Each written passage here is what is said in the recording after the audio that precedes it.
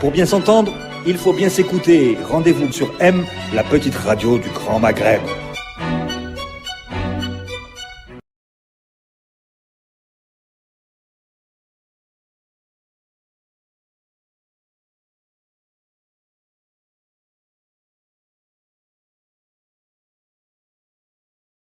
L'Algérie a introduit le gaz de schiste dans son mix énergétique d'avenir. On veut maintenir la production d'hydrocarbures à un niveau élevé grâce à l'arrivée du potentiel reconnu à l'Algérie de gaz de schiste. Alors, vous vivez une partie de l'année au Canada, vous connaissez bien le modèle nord-américain. La question qu'on a envie de vous poser, c'est d'abord, est-ce que ce modèle nord-américain est-il le modèle gagnant dont on parle tout le temps et qu'on nous oppose lorsqu'on lorsqu'on émet des réserves sur l'exploitation du gaz de schiste? D'abord, merci beaucoup pour me recevoir.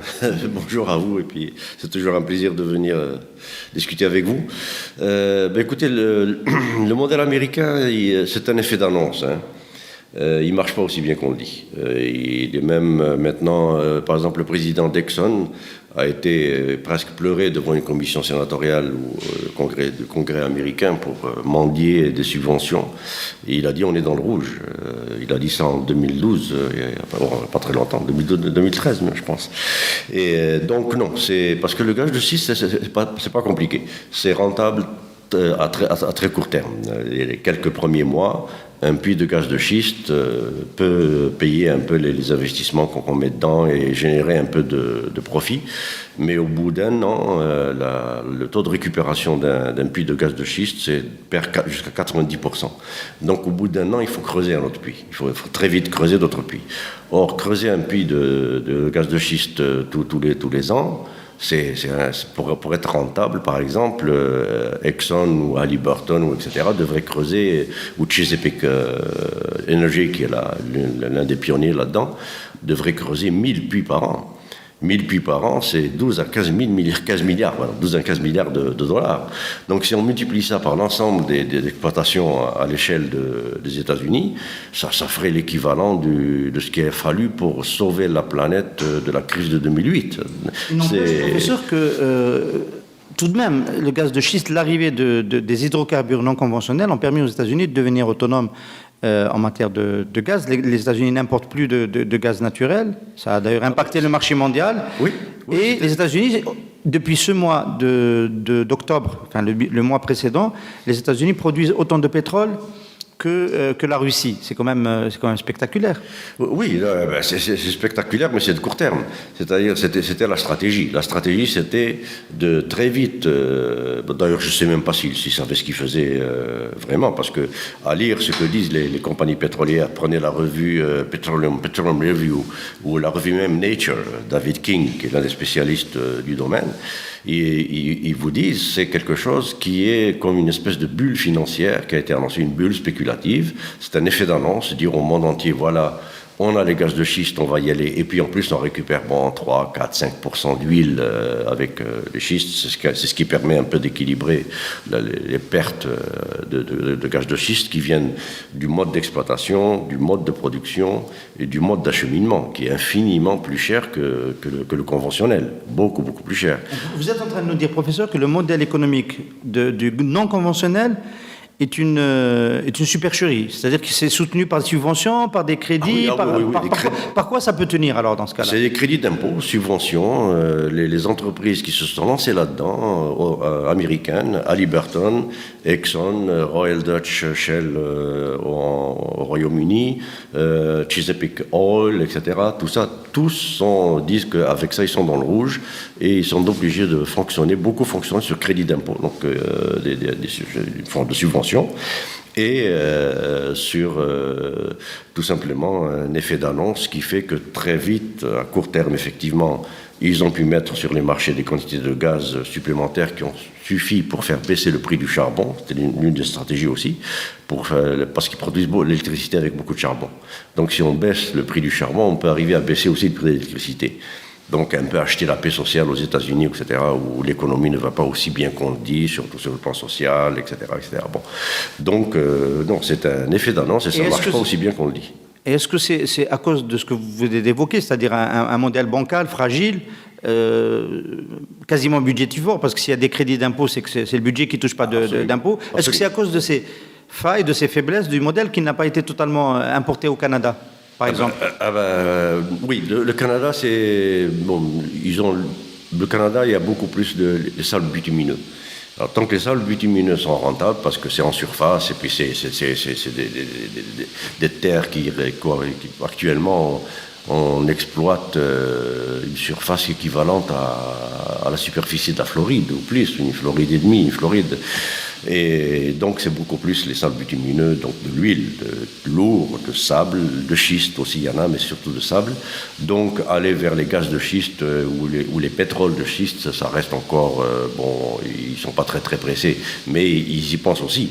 Parce qu'il y a une espèce de frénésie autour de ce gaz et de pétrole de schiste qu'on pense rentable, mais ça ne l'est pas. Alors, je vais vous dire un exemple. Royal Dutch Shell a déprécié ses actifs de 7 milliards, 8 milliards l'an dernier pour payer les dettes. Chesapeake Oil aussi, la pionnière au Texas, etc. Alors, ça pose des problèmes énormes. Hein. La rentabilité économique n'est pas là. Pourquoi? Parce que creuser un puits de gaz de schiste, c'est autre chose que les puits conventionnels. Le puits conventionnel, c'est vertical. Les gages de schiste, il faut creuser vertical et ensuite horizontal, sur 1 ou 2 kilomètres minimum. Et c'est beaucoup plus profond. Les conventionnels, c'est 2000, 3000 mètres, bon, maximum. Mais là, pour les gaz de schiste, il faut aller à 3000 à 10 000 mètres. C'est-à-dire qu'il faut aller en dessous de la nappe phréatique, soi-disant pour éviter de contaminer la nappe phréatique, mais en fait, on la contamine. Et quand vous creusez donc le horizontal, après avoir creusé vertical, vous avez beaucoup plus de coûts que les puits conventionnels. Et en plus, il faut injecter de l'eau à très haute pression avec entre 500 et 900 produits chimiques différents dont on ignore l'identité. On ne sait pas s'ils sont cancérigènes, toxiques, meurtriers, machin. Enfin, on l'a vu en Pennsylvanie, par exemple, qui a été ravagée par les gaz. L'herbe meurt, les arbres meurent, le bétail meurt. Vous ouvrez un robinet d'une maison en Pennsylvanie, vous allumez une allumette, l'eau explose. En Arkansas, la nappe phréatique est déjà contaminée. Et vous avez des effets, ce qu'on appelle de sismicité induite, c'est-à-dire que cette fracturation, même si c'est des toutes petites explosions dans le tuyau horizontal, une explosion toutes les 10, 15, 20 cm pour rendre la roche perméable qui ne l'était pas, eh bien ça provoque des effets sismiques sur toutes les roches environnantes, donc sur des centaines de mètres, des kilomètres aussi, et ça fait que les roches au-dessus, qui étaient imperméables, deviennent perméables, se fissurent, et provoquent des effets sismiques. En Arkansas, par exemple, et dans plusieurs régions, même au Québec, au Canada, on en a eu, ça provoque des tremblements de terre. Voilà, au Québec, il n'y a pas d'exploitation de... Il y a l'exploration. Il y a l'exploration. Plus vers l'huile de schiste que le gaz de schiste, mais le Québec et la population est vraiment contre, ça manifeste tous les jours. Alors, voilà. Donc je voulais vous dire, c'est grave, parce que ça a entraîné en Arkansas des tremblements de terre de plus de 4, pratiquement 5 sur l'échelle Richter, induites par cette fracturation. Ce qui fait que le méthane s'échappe, et le méthane s'échappant, il sort à la surface, parce que les roches deviennent poreuses, et le méthane est 10 fois plus... producteur d'effet de serre. D'effet de serre, voilà. 10 fois plus producteur d'effet de serre, par exemple, que le carbone. Très bien. Alors, en dépit de toutes ces nuisances, il y a eu quand même reconnu, plus ou moins, une success story du gaz de schiste aux États-Unis. Est-ce que c'est, selon vous, parce que ça a aussi des effets induits sur, vous avez parlé de faire baisser le prix du carbone, donc sur l'électricité, donc sur l'écosystème économique et au-delà, l'écosystème américain a profité du gaz de schiste. Il y a quelque chose qui a dû se passer, sinon on n'aurait pas pu soutenir un modèle comme ça. Oui, mais jusqu'à quand on va le soutenir? C'est ce que disent les spécialistes. Je vous ai parlé. Qui en a profité déjà? Au niveau technologique, est-ce qu'il n'y a pas des brevets qui sont réservés? Est-ce qu'il n'y a pas des solutions techniques qui profitent priorité à des entreprises américaines? C'est une des stratégies qu'on leur prête, c'est-à-dire qu'ils ont la maîtrise de la technologie. Maintenant, si un pays comme l'Algérie, par exemple, ouvre, c'est déjà ouvert, c'est déjà offert. Bon, le succès n'est pas énorme, mais si jamais d'autres pays, etc., les États-Unis comptent sur ça. C'est-à-dire que c'est nous qui allons subventionner les Américains pour utiliser cette technologie, même chez eux, parce qu'on ne la maîtrise pas, nous. Alors c'est des coûts absolument énormes. Juste en eau, par exemple. Donc vous dites que s'il y a un autre pays dans le monde qui veut se lancer dans la même aventure, il aura forcément besoin du savoir-faire américain en priorité. Ah ben oui, parce que c'est eux qui ont commencé à développer. Et eux et les Anglais. Bon, les Anglais, par rapport aux Américains, c'est epsilon. Mais bon, la technologie est américaine, on est obligé de la porter, on n'a pas le choix. Et cette technologie est terrible. L'eau, par exemple. Il faut de 10 à 20 000 mètres cubes pour creuser un puits de gaz de schiste. Comparé à un puits conventionnel, c'est énorme, énorme. Simplement parce que le puits conventionnel est vertical. Donc là, vous ajoutez l'horizontal, vous ajoutez la profondeur, etc., les quantités d'eau. Et vous savez à quoi ça équivaut? Par exemple, une personne en pays développé consomme par jour 1 mètre cube d'eau, en moyenne, 1 mètre cube. Donc vous vous rendez compte ce que c'est 20 000 mètres cubes pour creuser un puits de gaz de schiste? C'est l'équivalent de consommation journalière de 20 000 personnes de pays développés. Alors si on prend l'Algérie, ça serait l'équivalent de consommation de, je crois, 100 000 personnes, 200 000 personnes. Où est-ce qu'on va chercher cette eau-là? Alors on va creuser au Sahara, mais il faudra, s'il faut creuser un puits supplémentaire tous les ans, où est-ce qu'on va chercher cette eau-là? On parle de pouvoir récupérer une partie des eaux utilisées, on parle de les récupérer. On en parle, mais c'est pas vrai. C'est pas récupérable parce que d'abord, 80 à 90% ne remontent pas ou remontent contaminés. Et si ça remonte contaminé, on peut peut-être récupérer 50-60%, mais décontaminer cette eau-là, c'est impossible. On a la preuve au Canada. Vous ne croyez pas on va dire aux partisans du gaz de schiste qui disent qu'il faut maintenir une veille technologique parce que sur les 20 prochaines années, peut-être qu'il y aura de nouvelles méthodes de fracturer la roche pour libérer ce gaz? Oui, mais là, on est dans le peut-être, mais le grand, l'énorme peut-être. La technologie dans ce domaine-là, c'est un vrai trou noir. On ne sait pas du tout. Tout ce qu'on sait pour l'instant, c'est qu'il faut fracturer ces roches, il faut les rendre perméables alors que la nature les a fait imperméables, il faut les rendre poreuses alors que la nature les a fait non poreuses. Pour ça, il faut absolument injecter des choses comme du sable, des billes de métal, pour maintenir les fissures, etc. Plus des solvants, des diluants, des produits chimiques. Donc, quelle technologie on va inventer? On parle d'hélium, on parle de chauffer les roches par arc magnétique, des choses comme ça, mais c'est des hypothèses comme ça dans l'air. Mais attendez, il y a 25 ans, et vous vous en souvenez un petit peu, on n'envisageait pas de faire de l'offshore aux profondeurs où on le fait aujourd'hui. Oui. Ou utiliser la banquise de l'Arctique pour sortir du pétrole. Enfin, donc... mais ça ne veut pas dire qu'on maîtrise ce qu'on fait. Regardez ce qui s'est passé au golfe du Mexique. Je connais très bien le Mexique, je connais très bien cette région. Je vous assure qu'aujourd'hui, on ne sait absolument pas qu'est-ce que toute cette huile, cette quantité. Vous parlez de la pollution provoquée par BP, la plateforme qui s'est renversée. La plateforme qui a explosé, là.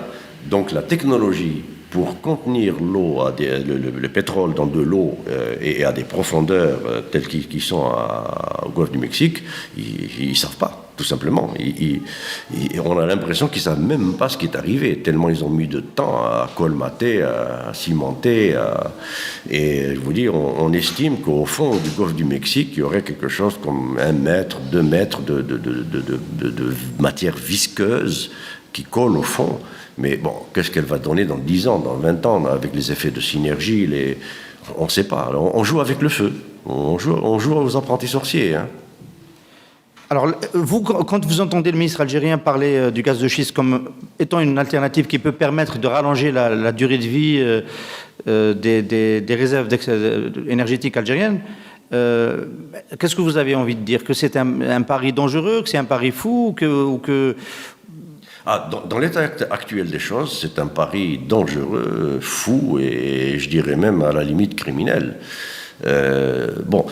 Je dis, si vous pensez à l'environnement pour criminels, la réponse au niveau du ministère de l'Énergie en Algérie, c'est de toujours dire ça se passe dans un autre contexte que le contexte de la Pennsylvanie ou de l'Arkansas. Il n'y a pas de fermier à 2 kilomètres. C'est le Sahara, voilà. Oui, c'est l'argument qui est avancé. Hein. Oui, je connais l'argument. Mais déjà, répondre à ça, il faut dire que le Sahara, c'est pas un espace inerte et mort. Et alors, si les nappes phréatiques du Sahara sont contaminées, etc., bon, ça finira un jour ou l'autre par arriver dans les hauts plateaux, et puis ça finira un jour ou l'autre par arriver jusqu'à Alger. On n'en sait rien. Je vous dis, on joue aux apprentis sorciers avec ça. Et peut-être que ce risque, on n'aura pas à le subir, parce que pour déployer le programme gaz de schiste, il faut des acteurs, de grands acteurs, notamment Sonatrach. Et de ce qui est ressorti ces derniers mois, c'est que Sonatrach n'est pas en mesure d'exploiter le gaz de schiste. Enfin, ça s'est dit, et il y a même peut-être un directeur général de Sonatrach qui a sauté. On est loin de là, je vous dis, économiquement, technologiquement et sur le plan écologiquement. Sur ces 3 plans-là, les gaz de schiste, c'est une catastrophe, un gouffre, un trou noir. On ne sait absolument pas. C'est un pari fou dans lequel on s'engage, mais bon, c'est un effet d'annonce peut-être pour tranquilliser, acheter la paix sociale et dire si le pic du pétrole et du gaz conventionnel, bon, le pétrole, surtout le gaz, on en a encore pour 60 ans à peu près, mais pour ce qui est du pétrole, 2030, par là, on aura atteint le pic du pic des pics, parce que ça arrive plusieurs fois. Dans le cas de l'Algérie, c'est avant. Dans le cas de l'Algérie, c'est avant. Le pic. Donc c'est peut-être pour dire, bon, rassurez-vous, la rente va être là. Mais moi, je ne vois pas comment on va faire. Très bien, professeur. Alors, quid du reste. Enfin, alors, si on enlève cette possibilité donc d'exploiter le gaz de schiste à une grande échelle, autour de quoi va-t-on construire le futur mix énergétique, puisqu'on est d'accord pour dire que le non renouvelable est en train va baisser. Enfin, il y a le peak oil et tout ça va baisser, les volumes vont baisser. Ils ont déjà d'ailleurs commencé à baisser. Que faut-il faire? Du nucléaire, du solaire, de l'éolien, Non, le nucléaire, vu les investissements et les conséquences qu'on a vus au Japon, tout ça, etc., il vaut mieux éviter. Il est interdit en Allemagne, il est... Bon, enfin, il n'est pas interdit, il y a un démantèlement en cours. Oui, ils sont en train de démonter, ça veut dire qu'ils n'en veulent plus. En Suède, il n'y en a pas. Non, il faut aller vers... Moi, je dirais... Mais il y a un programme, vous savez qu'en Algérie, il y a un programme pour le nucléaire. C'est prévu de rentrer en exploitation, produire de l'électricité nucléaire. Et personnellement, je le déplore. Non, on a le solaire, on a l'éolien, on a 1500 km de côte, on a, etc. Les marais, il y a plein d'alternatives renouvelables. Mais bon, moi je pense que c'est là-dessus qu'il faudrait aller, et parallèlement, ne pas négliger non plus des études de genre faire l'inventaire, par exemple, les chiffres qu'on annonce là, l'Algérie est le 3e ou la 4e réserve mondiale de gaz de schiste, mais on n'en sait rien, c'est des chiffres tout à fait théoriques, c'est des estimations extrêmement théoriques. Alors c'est les Américains qui l'ont dit. On ne sait pas du tout sur quoi ils se sont basés. Donc faire l'inventaire de ça, faire l'inventaire des technologies possibles, probables, qui nous permettraient d'aller vers ces gaz et ces huiles alternatives non conventionnelles, sans tous les dégâts et toutes les pertes économiques dont je viens de parler. Ça n'empêche pas qu'on étudie ça. Mais parallèlement, il faut urgemment commencer à se mettre dans le non renouvelable, notamment le solaire et l'éolien. Au moins, on peut commencer par ça. Mais on a des taux d'ensoleillement, on a le Sahara, et puis surtout, l'argent qu'on a, les réserves qu'on a, peut-être commencer à penser à diminuer notre dépendance alimentaire vis-à-vis de l'extérieur, qui est une catastrophe, parce que ça fait de l'Algérie un pays extrêmement fragile. Le lait, on dépend du lait à 90 ou 100% de l'étranger. Alors vous ajoutez à ça les céréales, etc., les prix montent, les prix... Donc les hauts plateaux et ces régions où on va aller creuser et massacrer les roches-mères, parce que les roches-mères, ça c'est 3000, 4000, 5000 mètres au niveau ou en dessous de la nappe phréatique, on risque là d'handicaper définitivement, par exemple, les hauts plateaux pour l'agriculture. Et après, qu'est-ce qu'on va faire? Moi j'ai regardé ça sous tous les angles, Et sous n'importe quel angle qu'on le prenne, ça a des incidences sur l'agriculture, l'agro-industrie, si on peut en penser à une agro-industrie en Algérie, sur la survie de notre environnement, sur ce qu'on peut tirer de cet environnement et de nos terres, parce que bon, la mitidja et tout ça, on sait très bien, le béton, et là, ça fait des ravages. Donc ce qui nous reste, c'est au-delà. Est-ce que le gouvernement algérien consulte dans cette diaspora des experts comme vous quand il veut engager ce type de politique? Est-ce que quelqu'un a essayé d'avoir votre point de vue? Je n'en ai pas connaissance. J'ai parlé avec une personnalité comme Hossein Malti il n'y a pas très Ah non, ça c'est pas le gouvernement algérien. Ça c'est tout sauf le gouvernement algérien. Ça. Non, on parle de la diaspora. Hein. Oui, non, je voulais savoir si on essayait de vous consulter. Et diaspora compétente. Non, pas du tout. Diaspora comme moi, comme Malti, comme tout ça, non, on ne consulte pas. Non. On consulte, je suis désolé à le dire, et puis bon, j'ai rien contre, chacun a sa conscience et fait ce qu'il veut en son âme et conscience, mais j'ai l'impression qu'on consulte beaucoup plus de la diaspora, des gens de la diaspora avec l'étiquette expert, etc., qui sont beaucoup plus utilisés pour cautionner ce que font les pouvoirs algériens que pour le discuter. Or, des gens comme Malti, comme moi, etc., on discute, on le met en question. Donc, je suis désolé, non, c'est pas nous qu'on consulte, surtout pas moi. Donc, définitivement, le modèle nord-américain du gaz de schiste, vous attendez à ce qu'il s'écroule dans les années à venir? Il s'est déjà écroulé, non, il est déjà en faillite. Là. Je vous dis, le patron de Exxon a été devant une commission sénatoriale il y a quelques mois, pleurer, dire on est dans le rouge, on est fini. Il a même employé l'expression on a bouffé notre chemise. Alors, c'est vous dire, si Exxon a bouffé sa chemise avec les gaz de schiste, et nous, qu'est-ce qu'on va faire? On va bouffer notre pantalon et nos chaussures et notre cravate avec. Hein. Merci. Monsieur professeur Aktouf, merci beaucoup. Merci à vous. Merci à Tech Sahara. Merci. Merci.